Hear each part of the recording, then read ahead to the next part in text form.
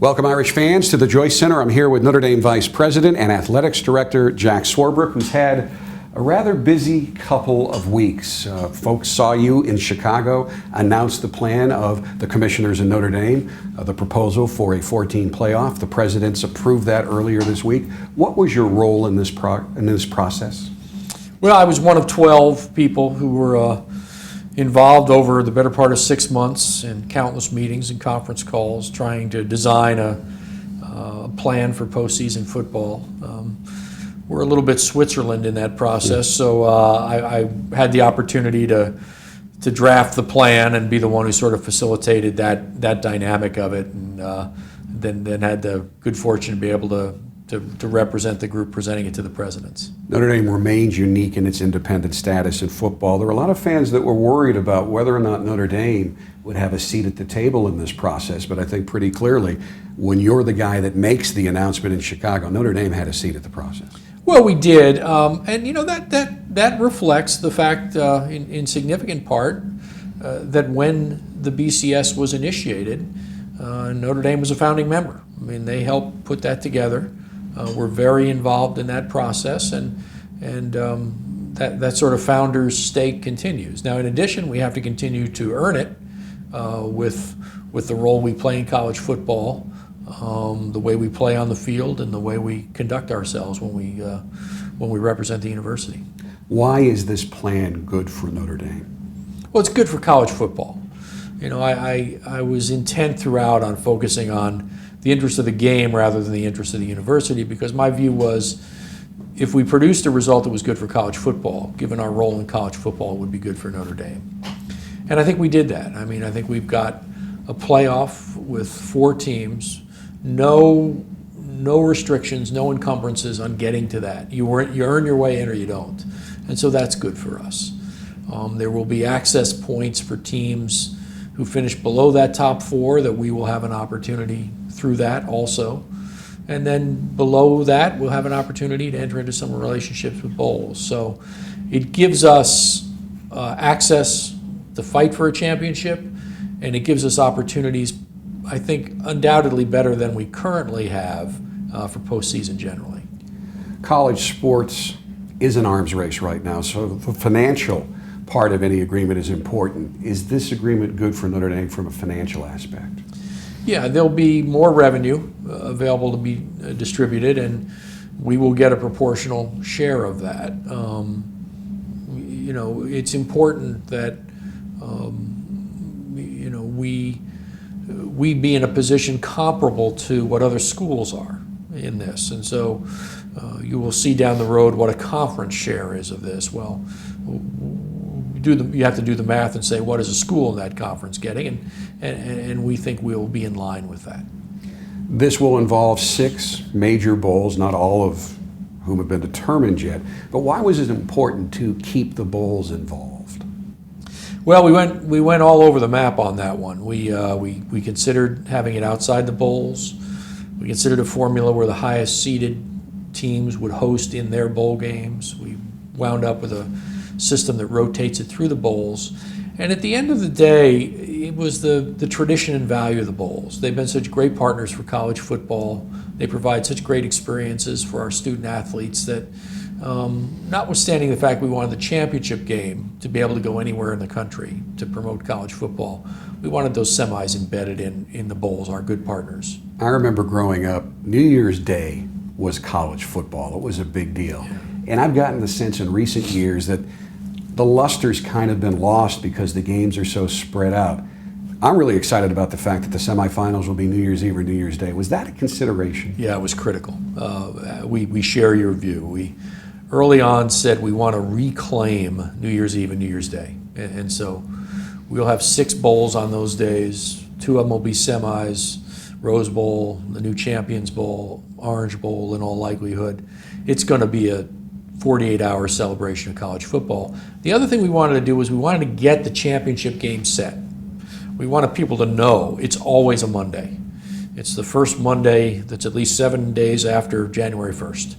And so you'll get a real firm sense on the sports calendar, this is the championship Monday of college football.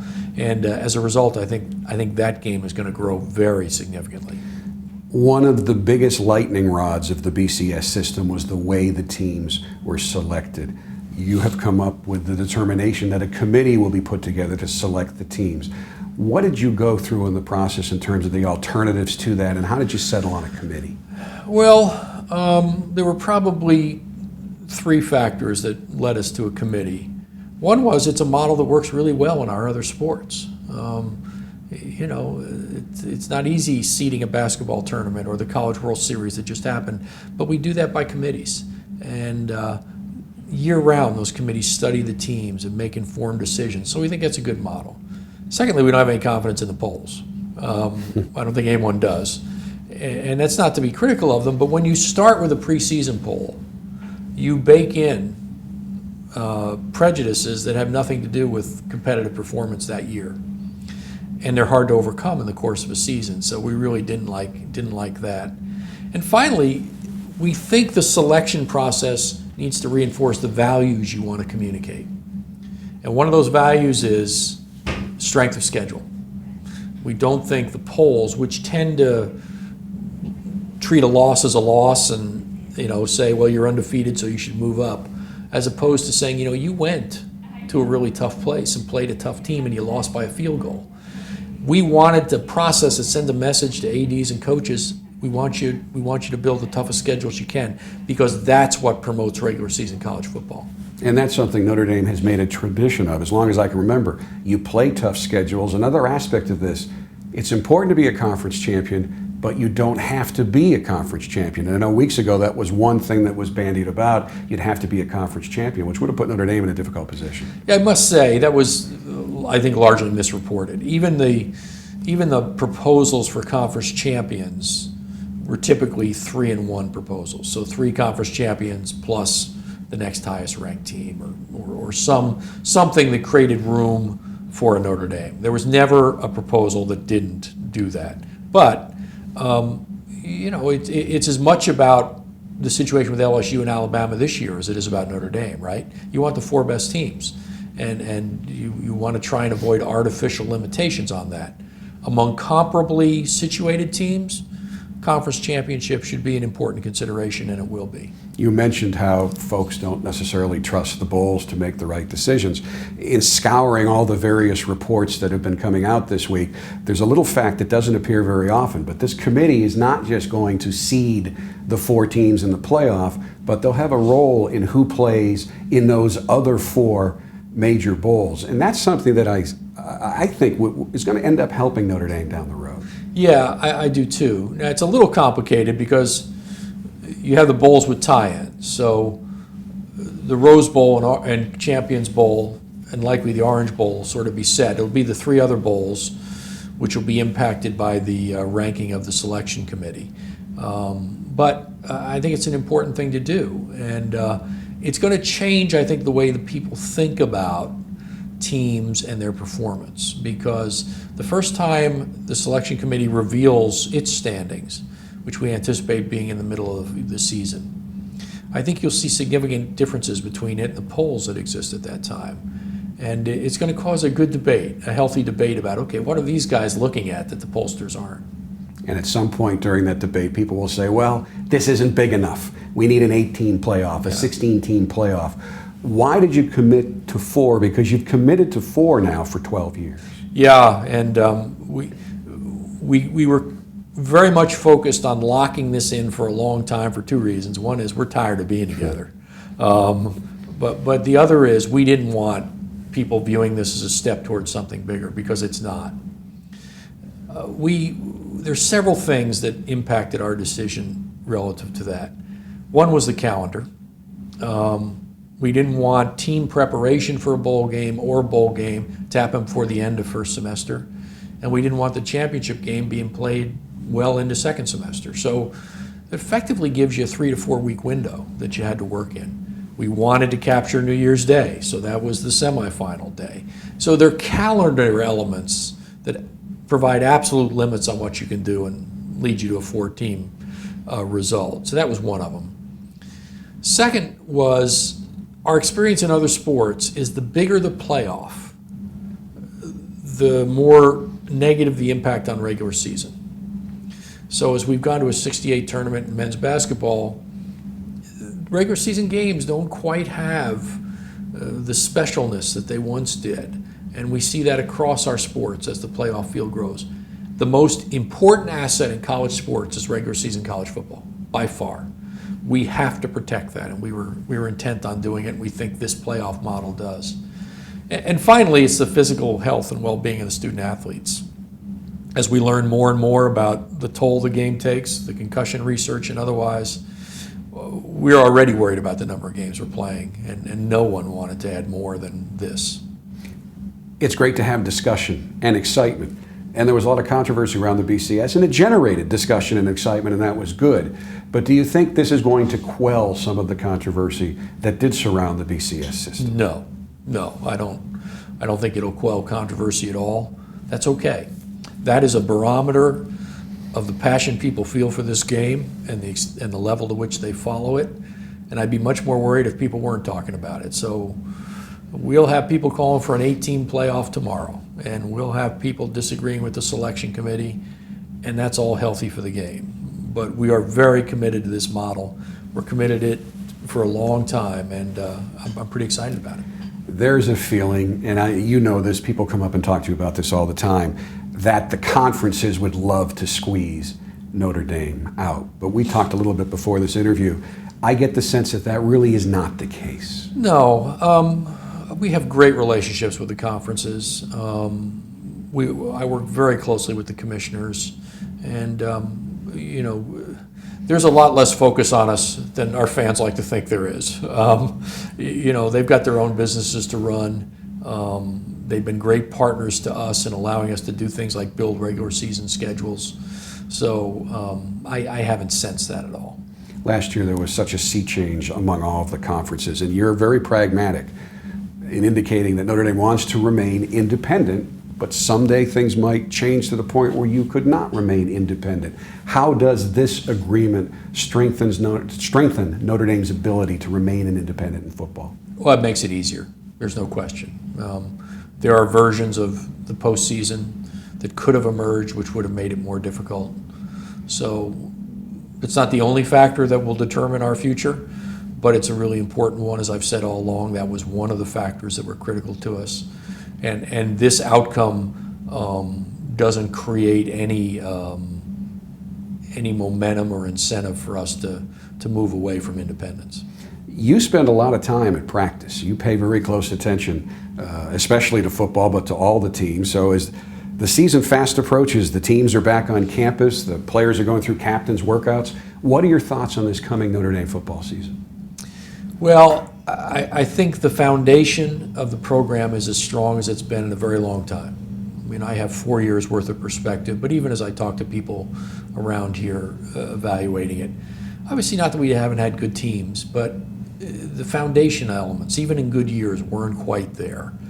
And I think by that I mean the long-term approach to recruiting, our approach to physical development, nutrition, strength conditioning, the way we're scheduling our student athletes, and importantly, the talent and depth we've developed on the two lines, which is the cornerstone of Notre Dame football and successful football nationally.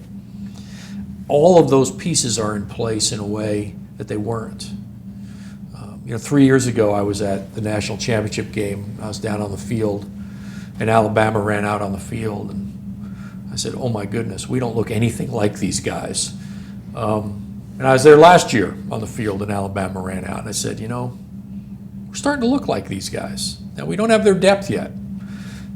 They played 9 defensive linemen in that game who were really, really good. But the foundation is being built, and that's what you have to do. If you focus on the last game or the last season as the barometer, you're going to make bad decisions.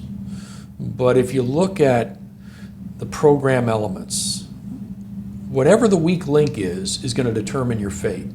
And so you have to make sure you're addressing all of them. And that's what I feel so good about right now. All of those elements of a strong program are there and getting better. And would you agree that this process should be compared more to a marathon than a sprint?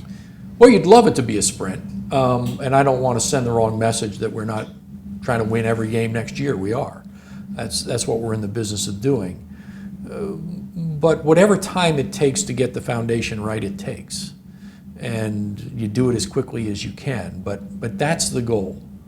You know, again, if you've got any holes, if it's in medical services, if it's in nutrition, if it's in the offensive game plan, they will be exposed by college football, especially the schedule we play. So our focus has been getting all the elements to minimize weakness and grow from that platform. Probably one of the number one questions I get asked is about the schedule. I'm sure it's the same for you. This is another tough one coming up this fall. But is this the kind of schedule that you want? Is this the difficulty you'd like to see each year? No, this one's crazy. Okay. They should fire the AD. You know, it's the scheduling process is dynamic, and you don't exercise the level of control that people would like to think we do. We work very hard on it. We spend more time on scheduling than any other school in America because we're independent. We have to. But you got to have partners for the dance, and sometimes your opportunity to play somebody falls in a window which isn't terribly convenient. And so would I like to, you know, if I had in a perfect world, would I be at USC and at Oklahoma in the same year? No. And at Michigan State?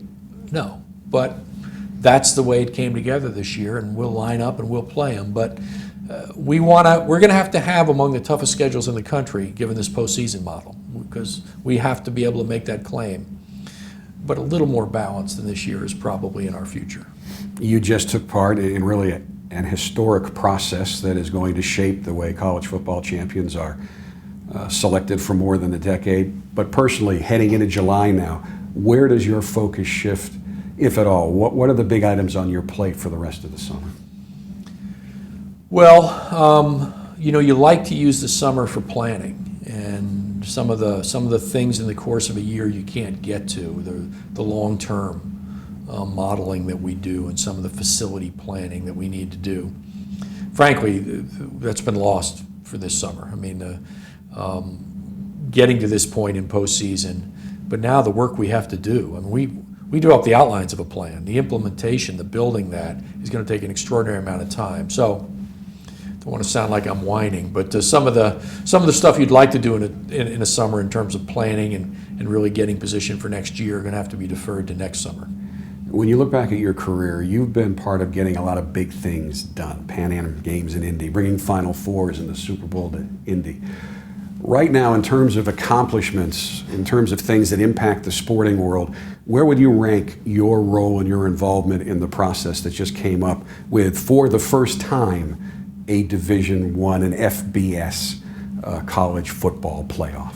It's probably a question more easily answered 4 years from now when we see how we did. And there are always unintended consequences and things you didn't expect. But I take enormous pride in the process, in the ability of the 12 of us to work together over an extended period of time, to keep it collegial and positive. And so in that sense, in the sense of process and atmosphere we created and how we work together, it ranks right up there among the things I've done in my career. Jack, thank you, and hopefully over the coming few weeks you can get away a little bit. I hope so. Thanks.